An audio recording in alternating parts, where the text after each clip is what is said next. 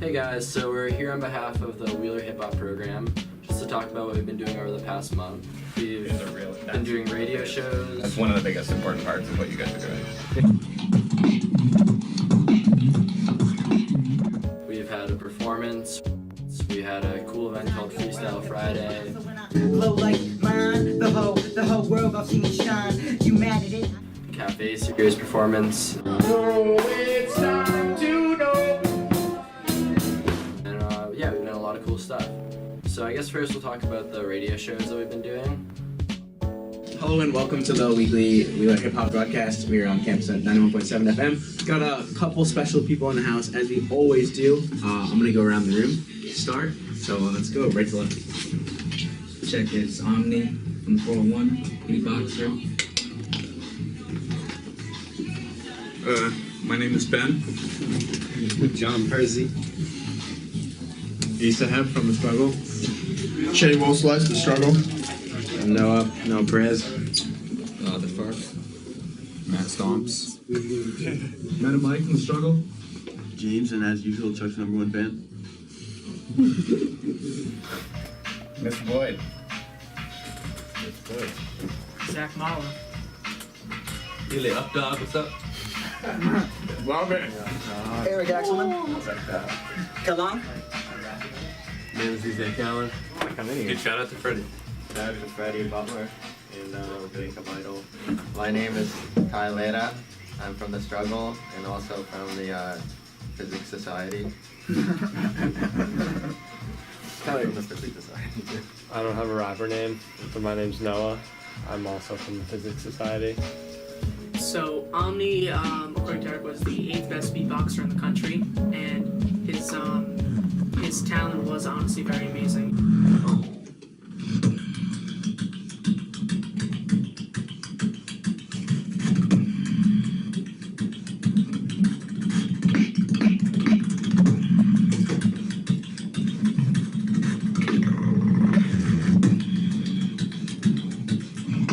Instead of kind of just a straight drum beat or something like that, or something very simple, it was so complex. You could make multiple sounds with his mouth at once that are seemingly impossible to people who don't know how to beatbox. He talked about what he enjoyed about hip hop, his favorite artists. Alright, that was fresh. Yeah. Alright, that was sick. So, what got you into beatboxing? See, in middle school, when YouTube was like first popping, I saw this beatbox video of this Spanish dude, and he was doing like covers from like popular songs and stuff. And he was like on this show, like it was like an American Idol show, but it was a Spanish version. And I just saw that video and I was like amazed because it kind of sounded like the song, you know. And I was always interested in it, but I never really like practiced it. So like throughout the years, I would just keep watching beatbox videos and stuff, and always wondered like how they did it. But then in like 2010, I saw a video of this dude named Reaps One. It was like one of my inspirations. He was doing like dubstep beatboxing, and at that time nobody was doing that, and he pretty much just pioneered it, and that's what really got me into it because it was strange, like hearing like robotic sounds and all that coming from the mouth. So, yeah. I mean, Eric showed me the YouTube video you were on. What was that, like, national competition right there? First round, fights! Yeah, that So, was in Swiss. how do you get to that? How do you get to that point as a beatboxer? I would say just keep doing you and just participate in a lot of battles, and soon enough, like, people will just recognize you, and you know, they'll see the videos, and if you keep putting out videos, you know, eventually, like, everybody will know you, because the beatbox community, like, is pretty kind of, like, tight and small, you know, it's not really, so pretty much, what I did was I just kept doing battles and stuff, and, eventually, like, my name got out to, like, Europe, like, beatboxers in Europe, so, this dude named KELLAN, who runs Swiss Beatbox on YouTube, he reached out to me and invited me to one of the battles, and that's how I got it. And overall, it was a really, really interesting performance by by him because we got to see what beatboxing is really like. So then we had our second radio show, which was with our guest, Mr. Boyd. Kind of start with that. Yeah, so Mr. Boyd, he's a history teacher. He came in for a radio show. He actually knows a ton about hip-hop. Well, he knows about certain eras a lot more than we do. So, Mr. Boyd, tell us a little bit about your hip-hop background. My hip-hop background? Oh. Oh, yeah. My hip-hop background. Wow. So, and like most of you guys, when I was in high school, I listened to a lot of hip-hop. And like most good white boys from the suburbs, I kind of started with the Beastie Boys and worked my way up. And if you guys haven't been listening to the Beastie Boys, you probably should. I actually remember I was thinking about this when I knew that I was going to come up here. That when I was in public school, like early years, like 4th, 5th grade, I remember listening to rock music and being like, what are these people hearing? Like, I could only understand hip-hop and like R&B. Like, it made sense to me with the beat and like the message and stuff like that. I'd hear guitars and I just couldn't do it. And like now, I listen to rock music all the time, but back then I didn't even make any sense to me. So, you know that song Problems by, Yeah. Yes. You know, it's like it's all a bunch of them, like Kendrick. And whose song is it? That was it's A$AP song, right? That's the song I'd say that I've like listened, hip-hop song that I've listened to most over the course of the last couple of years, just because that Drake rhyme is unbelievable. And I've just been like trying to master it, you know, like in my car, like trying to get it down. And I'm not going to do it right now, so don't ask me that. But that like, that's the kind of thing that happens to me is like I'll get a verse in my head and just have to figure it out. Like you guys know what I'm talking about, right? Like, you just have to like master it. You have to figure out like how does he do that and like where does he take a breath and like all that stuff. So like what was it like listening to hip hop like in the suburbs when you were a kid? Kind of like what was how did other people listen to hip hop? And kind of what was listening to the suburbs and hip hop? That's I think one of the more important stories of hip hop, kind of how it got into the suburbs and how it kind of got into middle class America. It's so interesting to me because I do a fair amount of reading about this stuff, and I think that, you know, a lot of the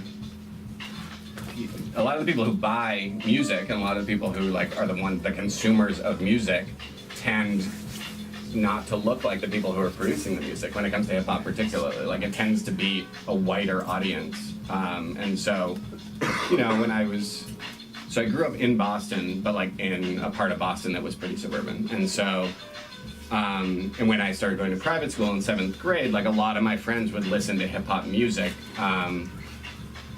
You know, and it was the dominant, that's when hip-hop became the dominant culture, I'd say, in America to a certain degree. Like when you watch MTV, you were watching hip-hop videos. When you were listening to the radio, you were hearing hip-hop music. And then it started to kind of like spread out, and there was much more like crossover between hip-hop and other things. There was that whole Limp Bizkit phase, and there was that whole like Korn phase, which was very hip-hop influenced rock music, all of which I was into at the time when it was out because that's what you heard on the radio and that's what was interesting, and you could hear the hip-hop influencing all of these people who grew up in that same way. So I think that like even if you weren't looking for it, that's what you were hearing. And so and now it's happening all the time. I mean, you see it like when I don't know how many of you guys watch the Grammys. I didn't watch very much of the Grammys, but they're doing all of those mashup things all the time now. So like that thing that like Jay-Z and Linkin Park did together, that's just like a normal thing now.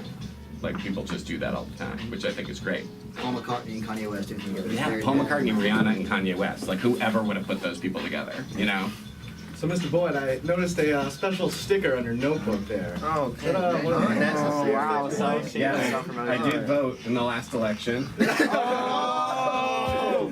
So they basically just talked with him about his hip hop experience and how he got into it, who he likes, where he thinks it's going as an art form. Okay, so multiple choice. I actually like, and I've told you guys who are in the struggle, like I actually really dig what this group's doing, which is why I was excited to come and talk to you guys today, because like, and as I think we can all agree, like multiple choice, not a perfect album, right? It's got its issues, it's fair. It's got its flaws. But there are some I honestly think that this is true. I think that there are some true moments of genius on that record, and I think that you guys are doing really interesting things, and I love how you guys are taking chances and how you guys are finding your own voices, and I think that I think that this group is a really important group for Wheeler. Well, from a teacher perspective, I think, you know, and I think Eric would say the same, that you're always trying to meet kids where they are and trying to find something that they're actually interested in. Because if I just stood there in history class, and which I do sometimes, and talk to you guys about stuff that you have no interest in, Asa knows what I'm talking about, then it's going to be hard for you to buy in. But if it's something you guys are actively interested in on your own, and you can work that in as part of the educational mission of the school, then I think that that's when you actually get learning. So that I totally agree. I think that this group, being a student-driven group, is that's one of the biggest important parts of what you guys are doing. Yeah, and when did this group actually start, Eric? In terms of the hip hop stuff? Yeah. I started teaching middle school rap here. Iwan was actually part of that freshman class right there. And 2.5, a little more than 2 years ago.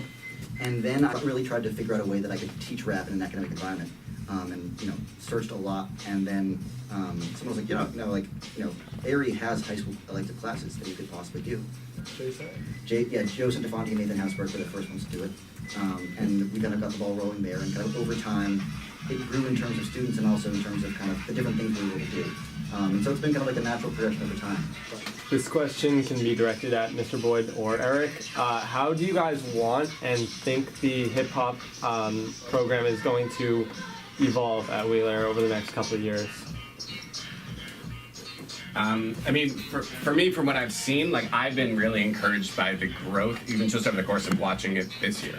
Like, and the number of people who are in this room right now is representative of how it's grown. So I think to me, and I know that Eric has done stuff in the middle school and in other places, but like, I first learned of the hip hop program through the struggle, and so I knew of the struggle as like the members of the struggle who are on the record, which is great. But now I'm seeing like more and more folks, and as I watched the video today of these radio broadcasts, like there are like way more faces than even are in the room right now, and so the more that it grows in terms of that kind of like, I don't know how you refer to the larger group, but like there's a whole bunch of people that I didn't even know had any involvement in it that do and are here and are taking chances, and so I think the more that it can grow in that way without necessarily having to put out a record is really important. So some of the best things have come out of student ideas, and so I think one thing that I'm really interested in doing is kind of figuring out what the students are most interested in doing, both in terms of what they want to talk about and also what they want to actually make. And I also like the idea of having it be kind of half academic and half fun. I really like teaching the classes. I think being able to have academic spaces to actually talk about hip hop a lot, I think is really important. But also spaces like this where you can kind of just chill and talk about hip hop casually, I think is really, really fun. I also think the cool thing about hip hop is that it's got such a low barrier to entry. Like, you don't need to have instruments, and you don't need to like have studio space. Like what Joe's doing and what Graham Lynch is doing, like that stuff is fascinating to me. And I feel like those guys are really talented, and they're part of this larger like Wheeler hip hop community. So I feel like it's hard to define the Wheeler hip hop community because it's so large, and there are probably other people who are out there like writing rhymes that you guys haven't even met yet, you know? So like that's cool too, that it's growing and that it's being thought of as something that's cool and available for people to do. I think one of the things about hip hop as well, which Matt was hinting at before, is that it allows us to kind of talk about privilege and talk about kind of race and class in a pretty frank way. And I think talking about those things can be difficult, but I think talking about them through hip hop is a little easier and a little more, it's an easier way to broach those, those difficult topics. And so I would say, I mean, as the kids who've taken the class now, that's probably about, a third or half of what we do too. Which because and I love teaching hip hop, but it also is important to kind of realize that I'm teaching hip hop and I'm also a pretty privileged person, and to think constantly about what that means. How do you think we can bring the hip hop community at Wheeler and branch out and extend outside of the Wheeler community and kind of get other people involved? I can answer that. Yeah.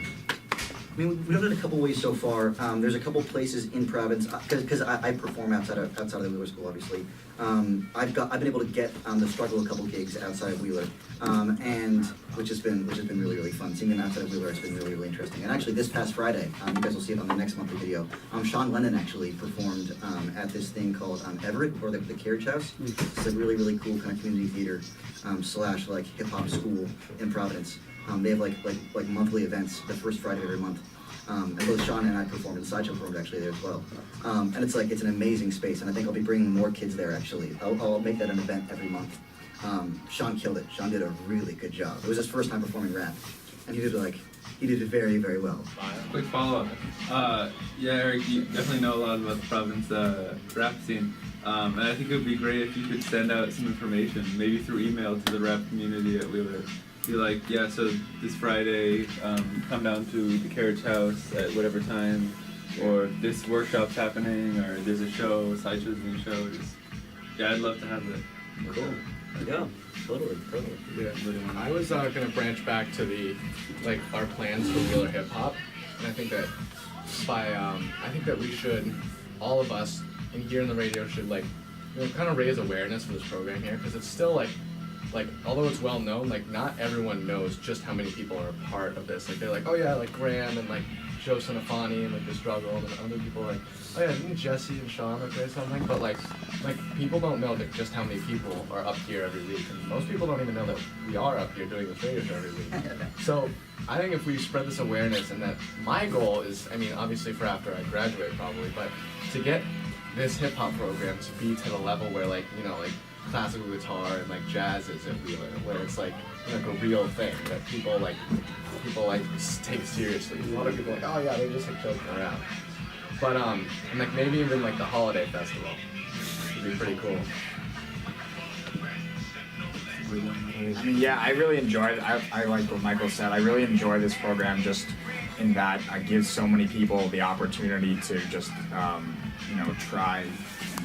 Do hip hop when it's, for me, for a long time I wasn't really sure how to approach this art form that I grew up listening to and I really loved. So because of this program and Eric and I've just had so many opportunities to do that. And I think if we let people know that these opportunities are there, I think it's a great thing for sure.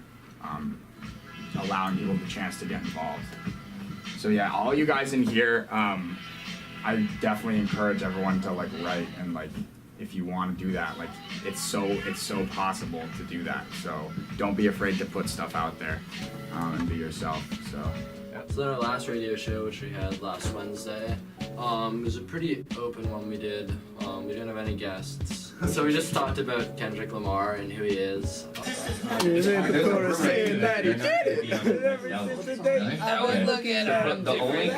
He's one of the sort of biggest artists in hip hop. So we just sort of talked about what the best aspects of his work are, debated what his best album was, or what his best work is, and just sort of openly talked about him. I'm not really into his mixtapes. I think his mixtapes are kind of very much like mixtapes. They sound like a rapper making a mixtape. I think as soon as Section 80 came out, that was what killed it for me. I'm not even that into overly dedicated. But Section 80 was just crazy. Section 80 was a music album. He just wanted to make songs. He wasn't his story really. He made good music, and it was good rapping. And then Good Kid, Mad City was he told all of his experiences, and the rapping was so good that he was just able to tell his story without interruption. There's a lot of storytelling in personalized in Section 80, just like there's in Good Man City. When he talks about Keisha's song and Candy's song, those are pretty good tracks. Yeah, looking at Good Kid, Mad City, the way that he rapped on that whole album, it sounded half like he was rapping and half like he was just straight up talking to you, telling you a story. And the second I listened to that album completely, it changed how I looked at hip hop. It was really that good. Just what an album even means to be a whole album. I've listened to albums before that have gone together wonderfully. Not to name names, but Late Registration I always thought was one of my favorites. And then I heard this and it just changed everything. I think Good Kid, Mad City is definitely gonna live up to time. I wouldn't put it on the level of Illmatic. No, we're not talking about think we can all agree. I think we can all agree it blows any Jay-Z album out of the water. Oh, Yeah, how did you turn this into Jay-Z? Freddie, literally what? What about the Snake Boots EP? Should blow that out of the water. Yeah, we can never really stay on one topic in the radio show. So no one could keep it to one topic. Moving to his new stuff. Nas's new stuff? No. We don't want to talk about Nas's new stuff. What? To be totally honest. Okay, so we've heard 2 singles from Kendrick. So yeah, we have I, which commercially absolutely flopped. I've listened to I a decent amount of times, and I was actually really surprised that it didn't do well commercially, because it seemed like almost like one of those really upbeat songs that you might hear on the radio. And then the Blacker the Berry is like totally different. Yeah, but I think he was totally not even, because I think there might have been a side of I that would sort of, and like that was sort of in their mind, like that was appealing to the media. Like it's a fun, up-tempo, upbeat song. But Blacker the Berry, I think that he and like a lot of other artists have sort of, like especially J. Cole, have been very like anti-commercial, like anti-Grammys especially. And so I feel like on Blacker the Berry, he was a lot more like focused on doing it like for himself and like spreading word, not at all for the charts. The Blacker the Berry. I think the lyrics of the song are great, but I think sonically the song isn't that like great. Like it's not catchy. It's not really that. Like it's not I think I was a better song. I think it was last Tuesday we performed the Cafe series with a jazz band. Quick thanks to Francisco for showing us this song, sort of. He was part of that. The struggle's been chilling. So far sifting through exhibitions on the sofa. Released an album just cause it was mad fun. But could we have imagined the reactions and factions that formed in response to our musical action? I leave that question unanswered. We didn't come here to banter and drink a pop and contender. In Providence we light lanterns, straight fire in your fireplace. Open the damper. The starter from Old Tone, chill out like old rooms like with Thayer and Cold Stone. Like I used to hear the highway every night as I lay under my bedspread tucked in tight. Since then they moved the highway out of sight. Although I never could see it, try as I might. And now whenever it's sleep, this song by Kendrick is beat sick and I wanna be it. And I'm all Yeah, we kind of took some songs we were playing in jazz and you just take little you kind of just like live sampling. You kind of just take 4 bars from the song and just repeat them over and over again. And wash off all the soap. You gotta just kick it straight in the front. I'm so like a where do you get on? So take me out before it is gone. When someone rents a deal that was a clean and blood, don't want to feel around the front door. Look him in the eye and call him out on his and if he doesn't admit, grab the mic and spin. Strength about how many times you take a hard hit. It's borrowing, so I think if you can borrow and maybe shed light on another part of the chords that wouldn't really be, I don't know, it's hard. I know there are some kids that were kind of conflicted about it. You really want to honor the people that came up with those chord changes, and I think it's cool. And that's what people do, they sample hip-hop, so. I was. Yeah. Please take careful note. Wash off all the soap. I wasn't there, I was sick.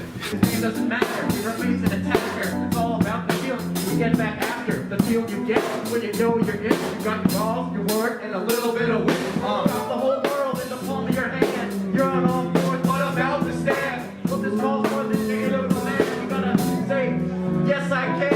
I'm fire inside. We'll call you to rise up. Fly side to the head. You signed up when you're not signed up. You can defeat them. Shake some salt, cause you're gonna eat them. Tell me how it's not feeling easy. With no victory, I'm feeling change. Viciously, I'm a thing physically, but I love it when they shout my name. So it's time to know. We came from nothing, no. So please take careful note. And wash off all the soap.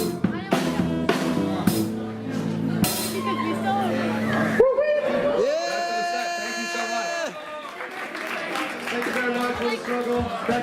it's hard to hype up, and it's hard to get hyped when you don't have an audience that wants to, and some of them just want to eat lunch. So yeah, it's good to practice in environments like that, I think. So yeah, it's more experience. It's always good. All of us took it, and now that I'm here, and if you invent, you're an entrepreneur. So get in your lunch and bring all your money.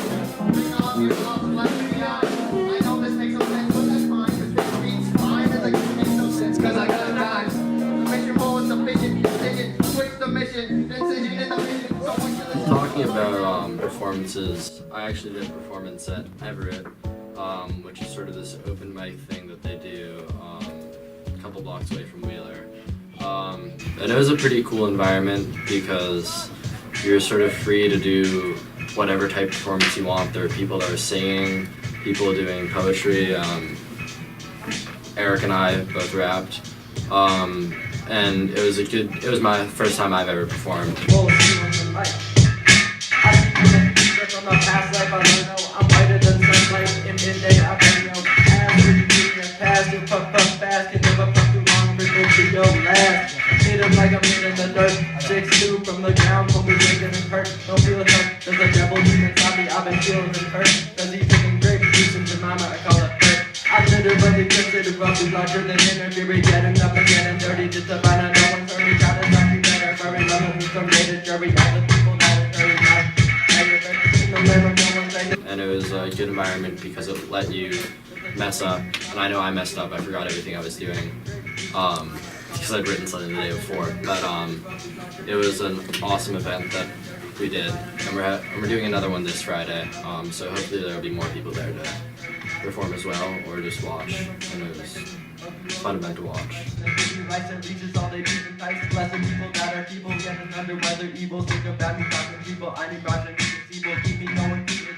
Other thing we did was an event called Freestyle Friday, which was last Friday. And we had DJ KELLAN there, he was DJing. And we just sort of listened to music and all went around doing some freestyling, playing on and off. Some of us did our own verses. That was a lot of fun. Also, we have another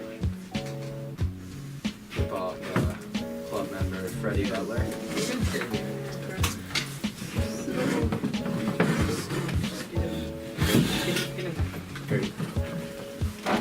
That's turned it. We were just talking about Freestyle Friday, the thing we did last Friday. Freddie actually played guitar, and Alon was playing saxophone, I think. Yep. Thought it was cool because we got our own little space in the recording studio. We got DJ KELLAN doing his thing. We had Dash FREESTYLE. So it was really cool to mix people who just aren't students who kind of got to perform. DJ KELLAN is a faculty. Those people that just are DJ KELLAN is faculty. I mean, honestly, it was tough because when KELLAN mixes, he changes the pitch, which means it's the key of the song isn't an actual note, so it's like between. So I was trying to like compensate for that, and I was playing like. I mean, it was just a weird experience because you're used to playing with people who are like tuned perfectly, and that and the fact that he kept changing the song was like. I mean, it was interesting though. It was kind of cool, and it made it so it wasn't like boring to just. Don't play the same thing over and over again, you don't get trapped in a rut. And it's interesting because people are going around rapping. You're not trying to, like, Alon played something on his saxophone and he messed up someone who was rapping. He totally messed them up. It's like, oh, you gotta help them out, but at the same time you don't want to like throw them off. And it's funky when you're just rapping and then the beat changes. Or if you're freestyling and then all of a sudden you're freestyling into something else. Like just, but DJ KELLAN's awesome. So he's amazing. I freestyled like twice. One of them You did like a whole song. You honestly freestyled like a whole song. Okay. Well, freestyle. Don't be mom. Best rapper. It's a lot of fun once you do it and you can like actually get into the vibe. I sort of took from what Dash was doing and just watched him, and then I was like, okay, I want to try this. And after playing Not Enough for like months and months and months, you sort of get the hang of it, and then you just sort of focus all your mind into just freestyling and just rapping, and just feels like everything flows really nicely once you actually get it going.